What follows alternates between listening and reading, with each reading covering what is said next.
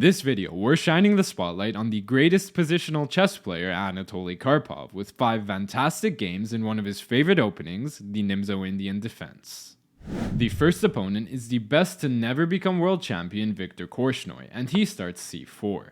Karpov remains flexible with knight to f6, and after white's knight to c3, black plays e6, opening his bishop.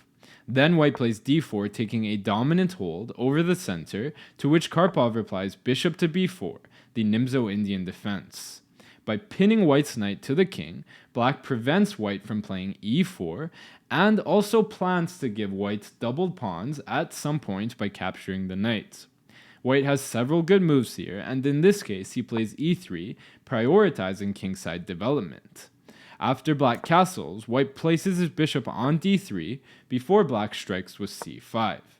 Black wants white to capture, after which he would take on c3, which would give white the fabled triple isolated pawns, a tremendously weak structure.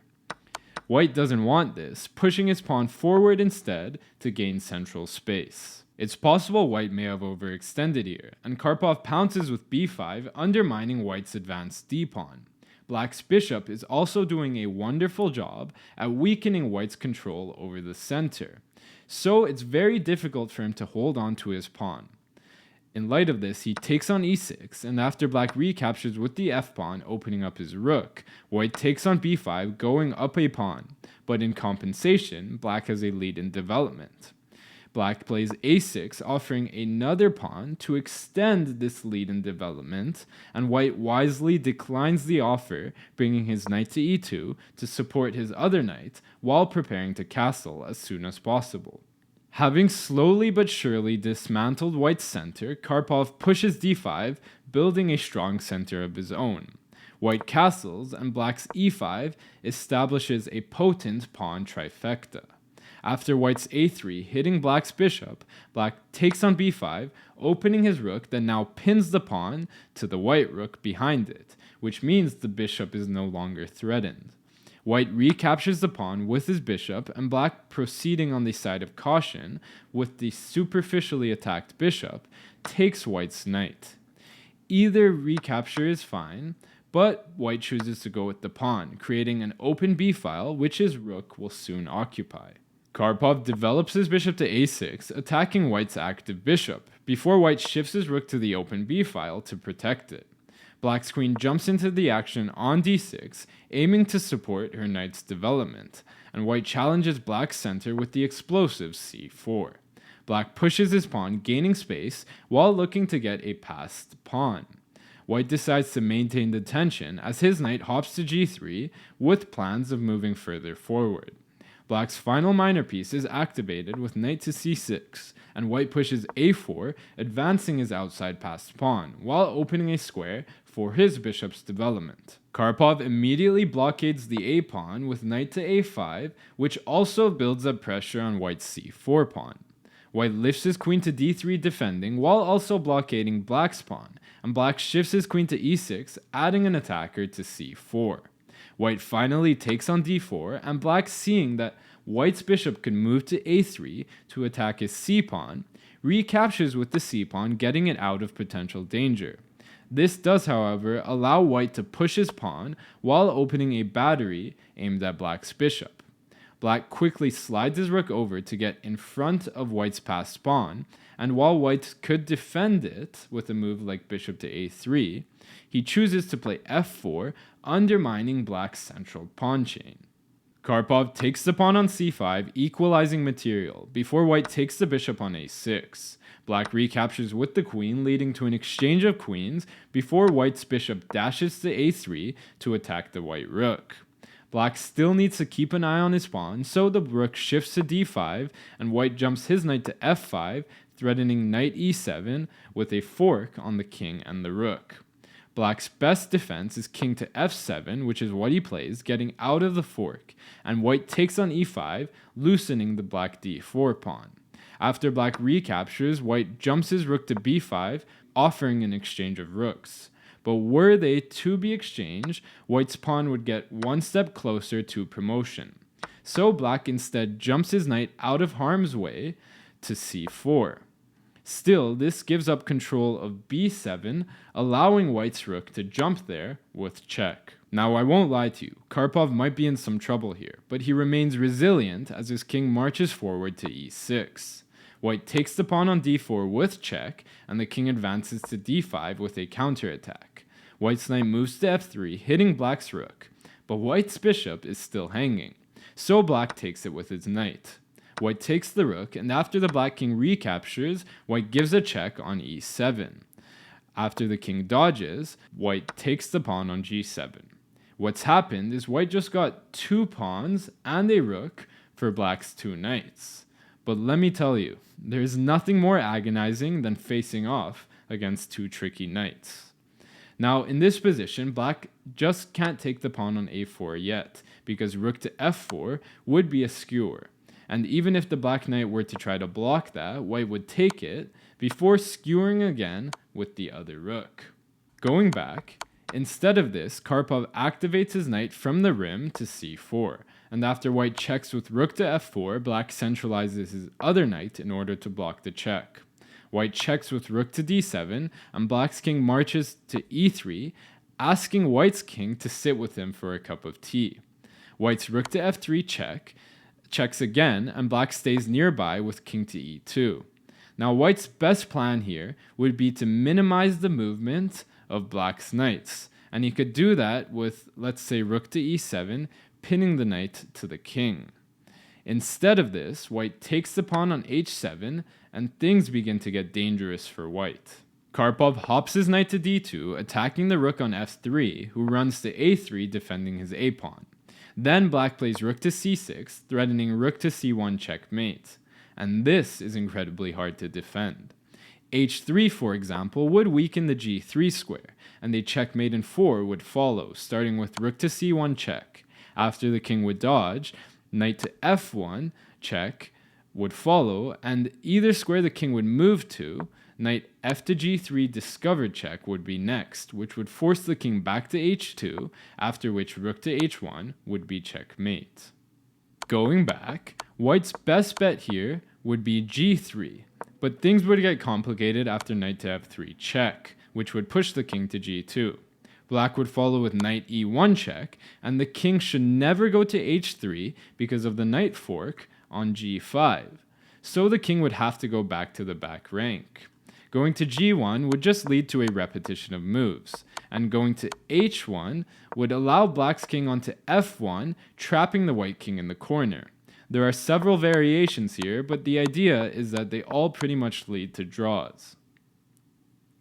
Back to the game. White's up 3 pawns here, so he can't afford to give up a draw, right? So he drops his rook to a1, protecting his back rank, and this is his fatal mistake. Karpov's pitiless perseverance pays off in the end with a chance to slip from the jaws of defeat were he to find the winning move. Can you find black's checkmate in 3?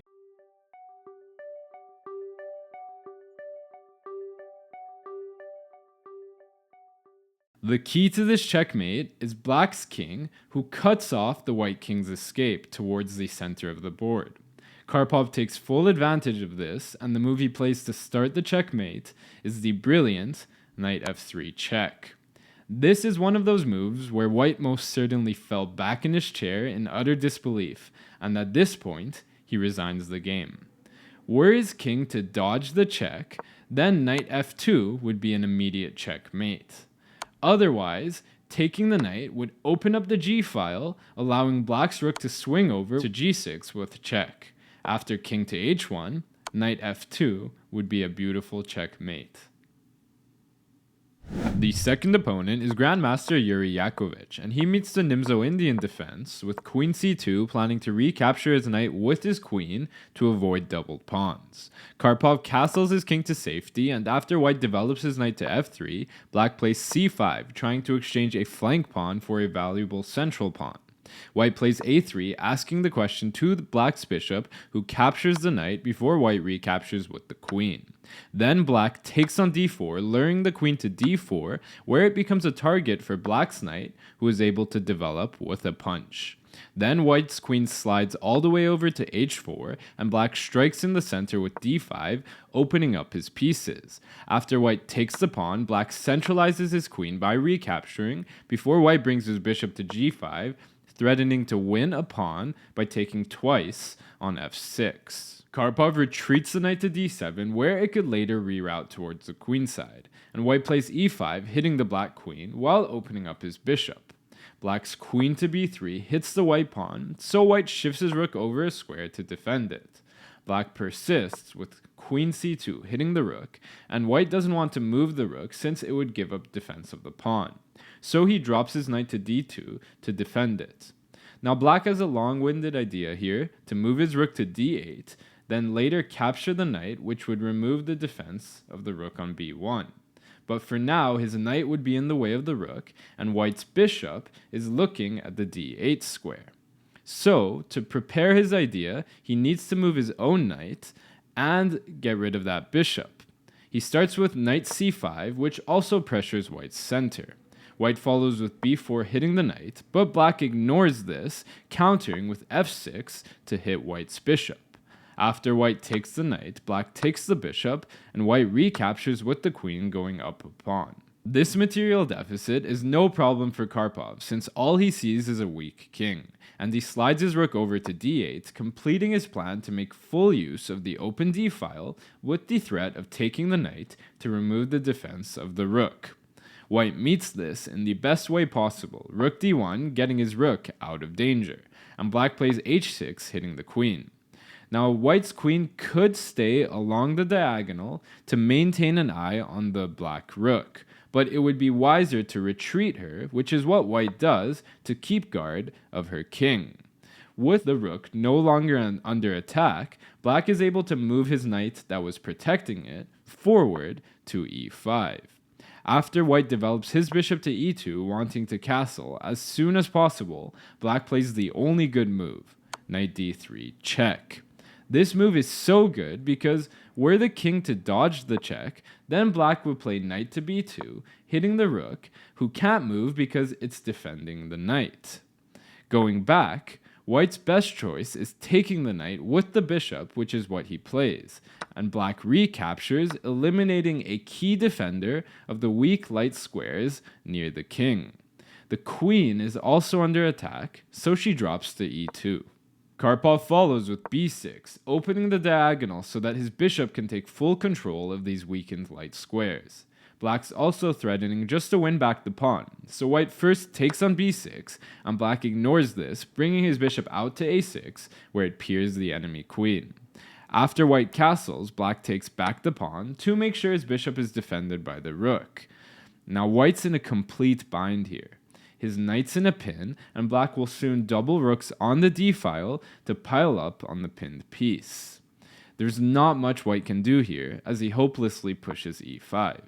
Black drops his rook to d4, opening a skewer on the white queen and rook, and after white dodges his queen to f3, black doesn't even take the rook, instead doubling his own rooks on d2, creating a new pin on the knight to the rook. White really just can't do anything about it and plays rook f to e1, patiently waiting for the game to end. Karpov takes the knight on d2, and white's now down material avoids exchanges with rook to c1, hitting the black queen. Unfortunately for white, Karpov had one last trick up his sleeve as he sacrifices his queen, capturing white's rook. White's down so much material here, so he just has to recapture. And here's where you can put yourself in Karpov's shoes. Can you find the incredible idea behind his brilliant queen sacrifice?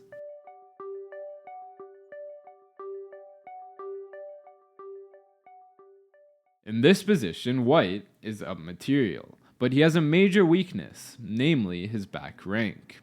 Rook to d1 could lead to a checkmate, but right now white has enough defense of that square.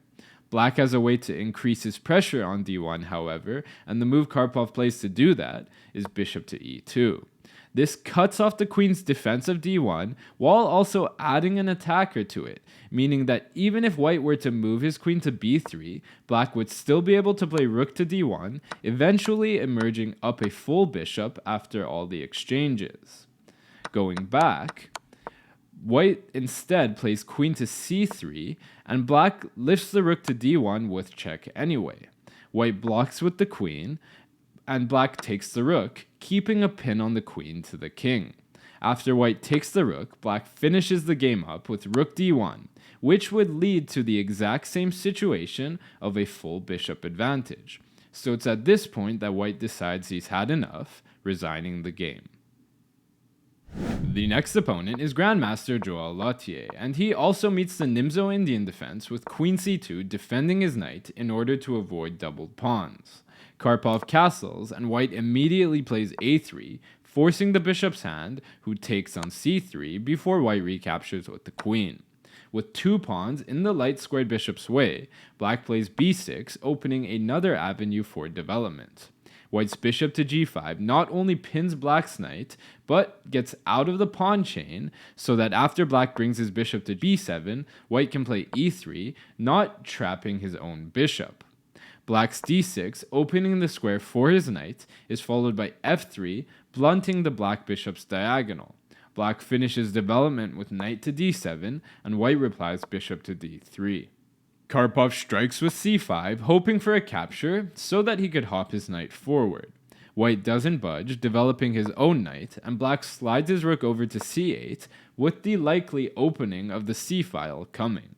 White gets his queen out of the rook's way, and black inserts h6, kicking the bishop while giving his king luft, before capturing the pawn on d4. White recaptures with the pawn, keeping a healthy presence in the center, and black pushes d5, stopping white's pawn from advancing, which pretty much guarantees white a weak isolated d-pawn soon. White avoids letting black capture to get the semi-open d-file, so he pushes his pawn.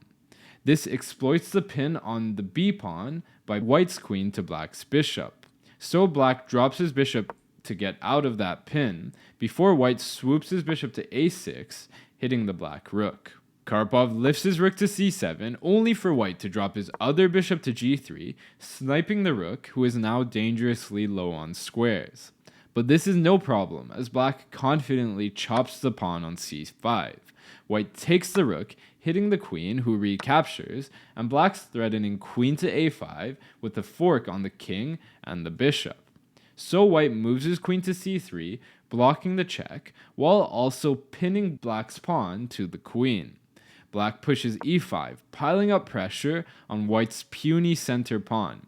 White's best move here is to take the c-pawn, but this looks unappealing because it would let black's knight advance by recapturing, while also opening the lane for d5 with tempo, which would gain stronghold over the center within white's territory. Going back, instead white drops his bishop back to d3. Karpov takes on d4, breaking open the e-file, and after white cleverly recaptures with the knight, making use of the pin on the black pawn to the queen, black shifts his rook over to the e-file, giving check. The king dodges, and black continues queen b6, getting out of the pin to open up the threat on white's knight. White jumps it to f5, and black presses on with d4, hitting the queen, who flees to d2. As white's pieces retreat, black's pieces continue to advance, starting with knight d5, tickling white's bishop. White slides his rook over to e1, promising that were black's knight to move, he would take the rook to lure the other black knight backwards. So black lifts his rook to e6, where his queen can recapture it were it to be taken, compelling white to save his bishop as it drops all the way back to b1. Karpov moves his bishop ahead, looking to check from a distance, and things are not looking good for white, as he preemptively dodges his king to f2.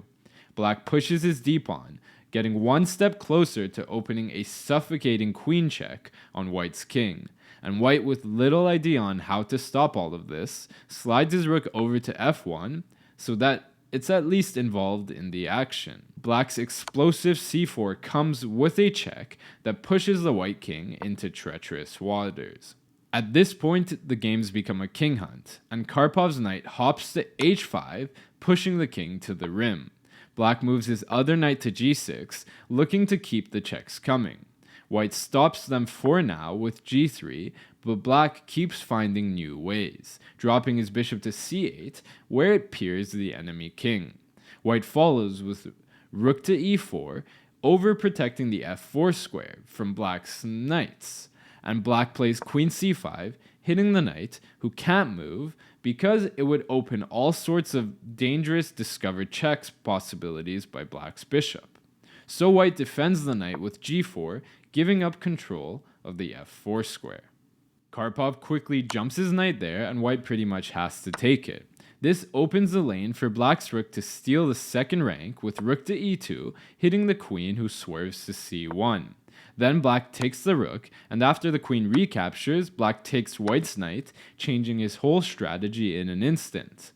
He exchanges pieces off the board, leading us closer to an endgame, as white recaptures before black takes the pawn on b2, giving himself two clean and advanced passed pawns inches from promotion. White shifts his rook a square, threatening back rank checks, but black is unafraid as he jumps his queen to f2, hitting the rook while pressuring white's loose h2 pawn. White then offers an exchange of queens, assuming his bishop for 2-pawn advantage is enough to win the endgame. Karpov graciously accepts the queen exchange before white recaptures, and the situation would all be fine for white if not for one move by black that takes a decisive advantage. Can you find black's best move?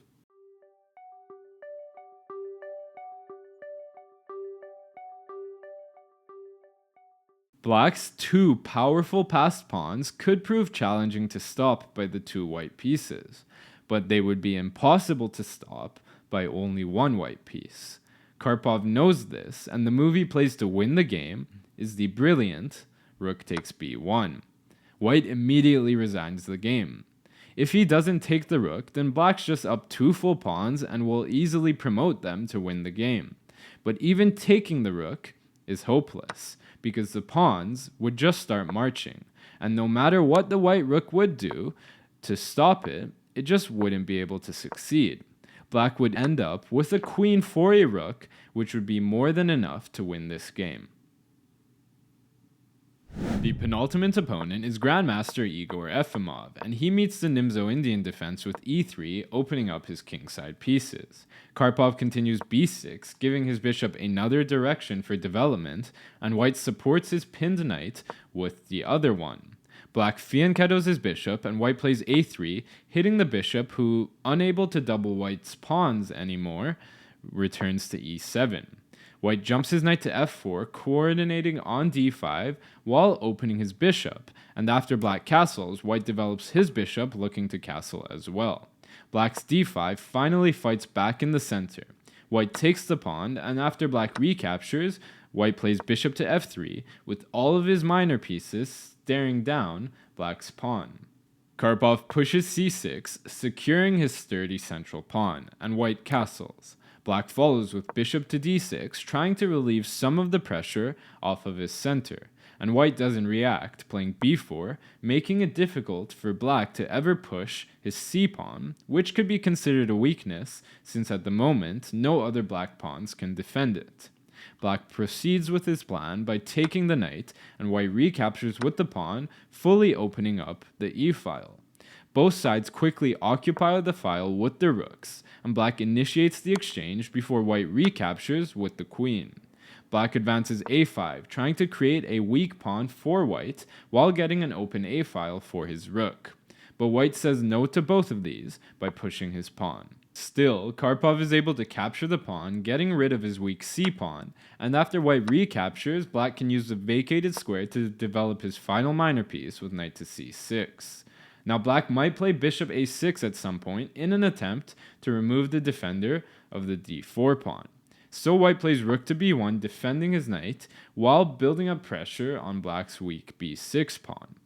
While black could follow with bishop to a6 to attack the knight, he decides on a different way to attack the knight while making his bishop more active at the same time, and this all starts with bishop to c8. White plays queen to c3, attacking black's knight, and black counters with bishop to f5, hitting the rook, who jumps to b2. Black's last move also opens the lane for his rook to swing over to c8, protecting the knight while peering the enemy queen, causing white to clumsily retreat her back to e1. Karpov completes his bishop maneuver with bishop to d3, attacking the knight from a far more active square than the original a6. The threat now being to take the knight to remove the defender of the d4 pawn. In light of this, white plays bishop to e6, defending his pawn. Black follows with knight to e7, giving his rook more vision down the c-file while rerouting his knight towards the king side. To stop the black knight from getting to f5, white plays the bold g4. This, however, is an awfully weakening move, and black finds queen to d7, adding an attacker to both the pawn and the white knight. White counters with g5, hitting black's knight, who jumps to e4 before white pushes a4 to defend his knight. Karpov takes this moment to push g6, giving his king safety against back rank checks, and after white shifts his queen to d1, hitting the black bishop, black swipes the knight on b5. White recaptures with the pawn, and black jumps his knight to f5 to wreak havoc on white's king side. White takes the daunting knight on e4, trying to relieve some of the pressure on his position. Black's recapture also enables white's pawn to push forward, opening the bishop's attack on b6. But Karpov doesn't really care. He jumps his knight to h5, preparing a quick end to this game. White continues rook to c2, hoping that exchanges might reduce the chances of black building a decisive attack on his weak king. But this was a big mistake, and black accepts the exchange, seeing it for his true purpose, which is to eliminate key white defenders. After white recaptures, black has a way to end the game on the spot. Can you find how black can force a checkmate in at most 7 moves?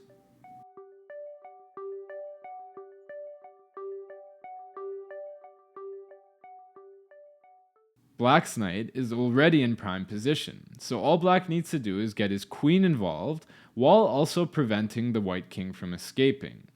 The queen going to g4, for example, gives the white king a chance to run away. Instead, the move Karpov plays to win the game is queen to h3. This stops the king from escaping while also threatening a checkmate with queen g2 on the next move. Now white has several ways to slow down the checkmate, but let's see why none of them can stop it. First, white taking on e4 with the queen would give up defense of the d1 square even though it defends against g2. This would allow black to check with queen to g4, and wherever the king would go, queen to d1 would be checkmate with the knight covering the g2 square. Otherwise, the better try for white would be f3, opening the queen's defense of g2. Black would take the pawn with the knight, giving check, and the king would only have 2 options. Going to h1 would lead to a quick checkmate in 2.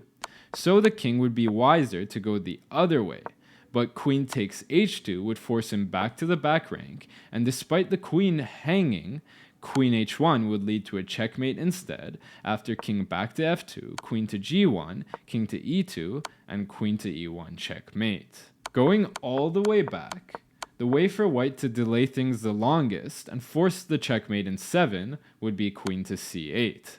Black would take the queen and then the king would start running, but black would quickly jump his queen to the second rank to cut the king off. The threat would then be queen d1 checkmate, so white would play f3 to give his king some air before black would take the pawn with more checkmate threats coming. White would drop his bishop to clog up the second rank, but the game would end after queen e2 check, king g1, queen d1 check, forcing the bishop to block, and queen takes e1 would be checkmate. The final opponent is Grandmaster Vladimir Doroshkiewicz, and he meets the Nimzo-Indian Defense with queen c2 protecting the knight. Karpov carries on by castling, and when prompted by the white pawn, grabs the knight with his bishop. White recaptures with the queen, and black plays d6, taking a non-confrontational approach in the center. White's bishop to g5 pins the knight, and after black guards it by developing the other knight, white plays e3, preparing to develop his kingside minor pieces. Black's b6 gives the bishop some more active options, and white's bishop sets up on d3, staring down a delicate diagonal. black's bishop to b7 does similar, attacking the weakened g2 pawn, which white defends by pushing f3 to blunt the bishop's diagonal.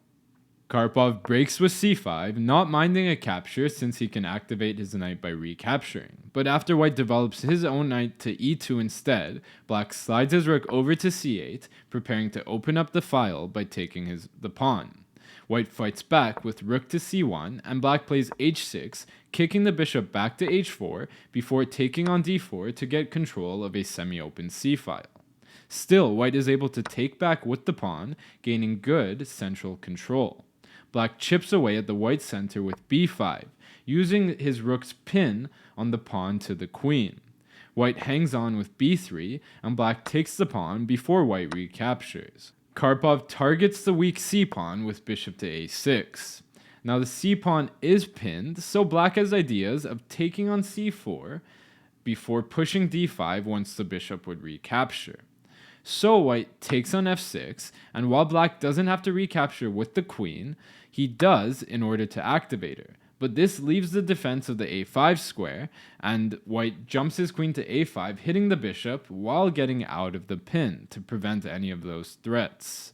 Black defends his bishop with knight to b8, and he's about to play d5, attacking the pawn that's pinned by the black bishop to the white bishop. So white lifts his rook to c3, defending his bishop, allowing him to meet black's d5 with c5 getting a passed pawn, which is what happens. And once black captures the bishop, white recaptures with the rook. But this is all part of Karpov's plan. He jumps his knight to c6, a dominant blockade square. Not only is the white queen under attack, but white's supposedly powerful passed pawn is immobilized, while its defender is under immense pressure. White drops his queen back to d2, and black shifts his rook over a square, taking over the open b-file. After white castles, black lifts his rook to b7, looking to double rooks, and white pushes f4 with a plan to create weaknesses on black's king side. Black doubles rooks on the b-file, and white plays h3, giving his king some air. Karpov conquers the second rank with rook to b2, kicking the queen to e3. Then the black knight jumps to a5, itching to get to c4, and there's not much white can do to prevent that. After knight g3, black's knight hops into enemy lines with an attack on the queen, who flees to e1. Rook 8 to b3 tries to deflect the white rook from the defense of the d4 pawn. And white could defend his rook, but the back rank may become too weak. So he takes the black rook, and black chomps down on d4, winning a pawn while giving check. After the king dodges, black recaptures his rook, and white follows with f5 in a desperate bid for counterplay. Karpov jumps his knight further forward, and the rook, under fire, counterattacks the knight. It's defended, though, enough by the black pieces, so black picks up a second pawn with his queen. White takes on e6, and after black recaptures, white jumps his knight to h5, looking to build up pressure on the g7 point. Black checks with queen to d6, and the king returns to g1 before black pushes d4 to defend his knight. White shifts his rook over, adding an attacker to the g7 pawn, which black defends by returning his rook to b7. Then white plays queen to d2, pinning the d-pawn to the black queen with the threat of taking the knight. But unfortunately for white, this is the moment that Karpov takes over. Rook b1 makes full use of the bareback rank, and the king doesn't want to go to h2 because knight to f1 would be a brutal fork. So the king goes to f2 instead, and black follows with rook to f1 checks supported by his knight. The king goes to e2, and after queen a6 check, white's only defense is queen to d3. In this position, black has a tremendous tactical idea to completely win the game. Can you find black's winning sequence?